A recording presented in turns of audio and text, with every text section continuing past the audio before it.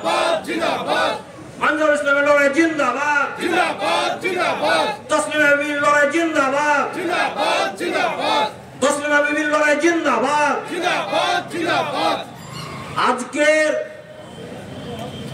লড়াইয়ের যে বহিষ্ফোরণ, এই লড়াইয়ের জন্য আমি মাহমুদুল হাসান, শহীদুল ইসলাম, মঞ্জারুল ইসলাম, তসলিমা বিবি এবং তার মেয়ে সবাইকে অভিনন্দন জানাচ্ছি। কারণ তারা এই লড়াইটা শুরু না করলে আজকে গণসংগ্রাম মঞ্চ আসতো না। তারা লড়াইটা শুরু না করলে আজকে লালগোলার মানুষ জাগতো না। তারা লড়াই শুরু না করে যদি আর 5টা মানুষের মতো চুপে চাপে পুলিশের কাছে আত্মসমর্পণ করতেন অথবা চক্ষু লজ্জার ভয়ে চুপচাপ থেকে যেতেন, আজকের এই লড়াই আসতো না।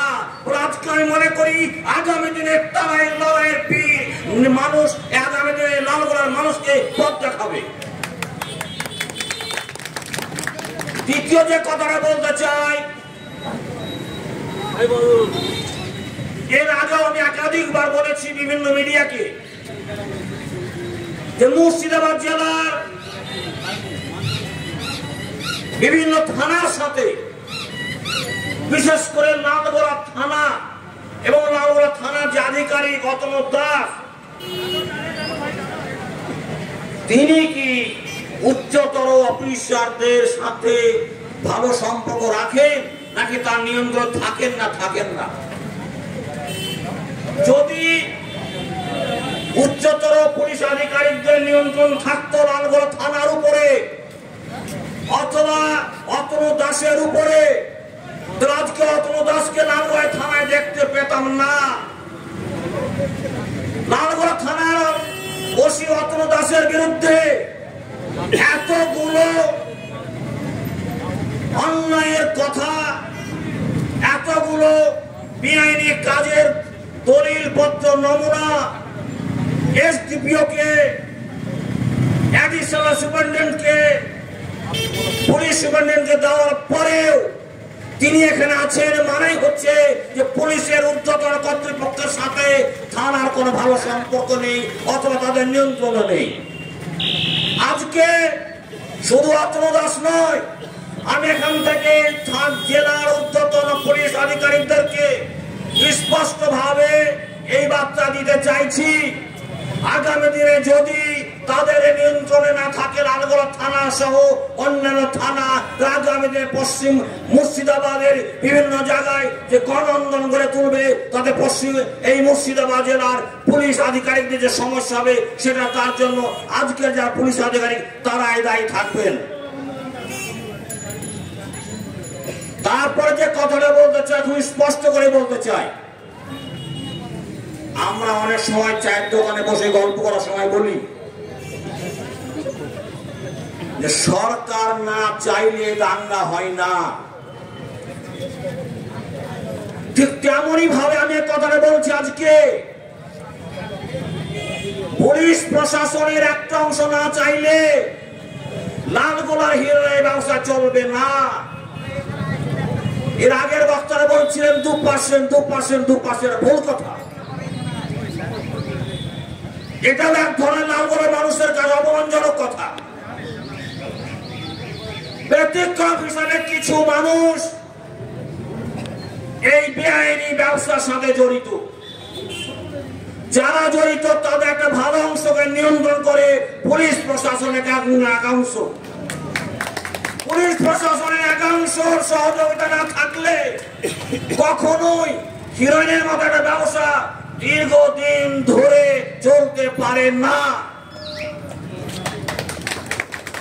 আমি লালগোলায় দাঁড়িয়ে রেখে বহুবার বলেছি যে সীমান্ত দিয়ে যে গরু পাচার হয় সেই ব্যবসার সাথে পুলিশ প্রশাসন জড়িত। কারণ গরু ছোট একটা ছুঁচ নয় যে লুকিয়ে দিন চলে যাবে। একসময় চায়ের দোকানে কান পাতলে শোনা যেত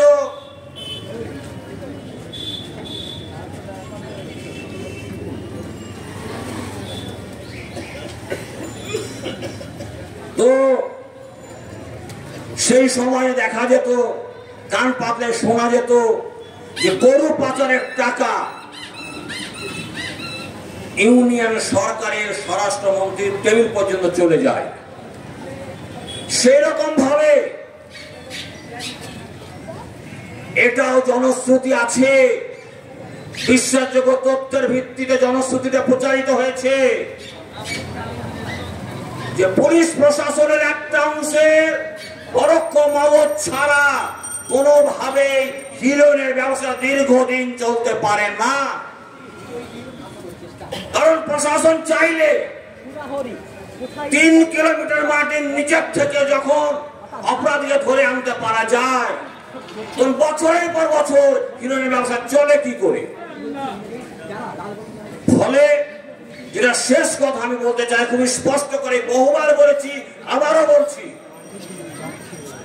আমাদের রাষ্ট্র ব্যবস্থায় রাষ্ট্রপতি থেকে শুরু করে রাস্তার একজন ভিখারি পর্যন্ত কোন মানুষ আইনের ঊর্ধ্বে নয়। আইন সবাইকে মেনে চলতে হবে, আমাকেও চলতে হবে, সাধারণ জনগণকেও চলতে হবে, পুলিশকেও মেনে চলতে হবে, মন্ত্রীদেরকেও মেনে চলতে হবে, সবাইকে মেনে চলতে হবে। কিন্তু সাধারণ জনগণ যখন কোনো বেআইনি কাজে জড়িয়ে যান, তখন তিনি যত বড় অপরাধী তার চাইতে অনেক অনেক অনেক বেশি গুণ বড় অপরাধী পুলিশ প্রশাসনের যারা বেআইনি কাজে জড়িত হয়ে পড়েন। কারণ আমাদের রাষ্ট্র ব্যবস্থায় সরকারের পক্ষ থেকে, আমাদের সমাজ ব্যবস্থায়, আমাদের সমাজে চলমান যে সমস্ত রাজনৈতিক দল তাদের পক্ষ থেকে বা কোনো সামাজিক আন্দোলনের পক্ষ থেকে গণমানুষকে আইন সম্পর্কে শিক্ষিত করা, সচেতন করার কোনো ভালো কর্মসূচি নেই।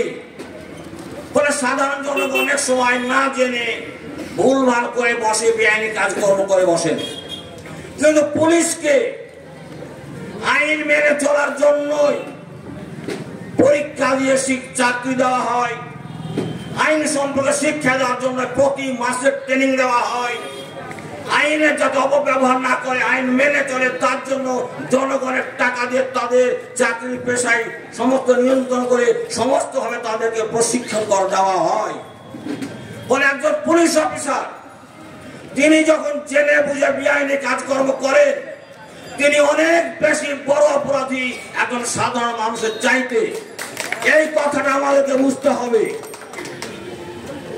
শেষ যেটা কথা, লালগোলা মানুষের কাছে আমি এর আগে বহুবার আহ্বান জানিয়েছি, আবারও জানাচ্ছি, আপনারা নিজের নিজের পছন্দ অনুযায়ী, নিজের নিজের ভালো অনুযায়ী, নিজের নিজের ইচ্ছা অনুযায়ী যে কোনো রাজনৈতিক দল করেন অথবা না করেন, ভোট দেন বা না দেন, শক্তভাবে নিজ নিজ দলের নেতা কর্মীদেরকে বলতে শিখুন যে আমরা তোমাদের কথায় তোমাদের দলের সাথে আছি, কিন্তু তোমাদের কথায় বেআইনি কাজে জড়াবো না।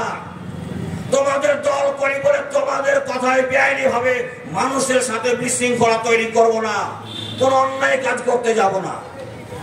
এবং সে রাজনৈতিক দলের নেতা করুক, পুলিশ করুক, আর কেউ করুক, গুন্ডা মস্তান যেই করুক না কেন, জনগণকে যখন তারা বিপদে ফেলবে, যখন অন্যায় করবে, অত্যাচার করবে, জুলুম করবে, তখন সমস্ত দলের সাধারণ মানুষ নিজ নিজ দলের পরিচিতি না রেখে অথবা রেখে অন্যায়ের বিরুদ্ধে লড়াই ঐক্যবদ্ধ হতে হবে।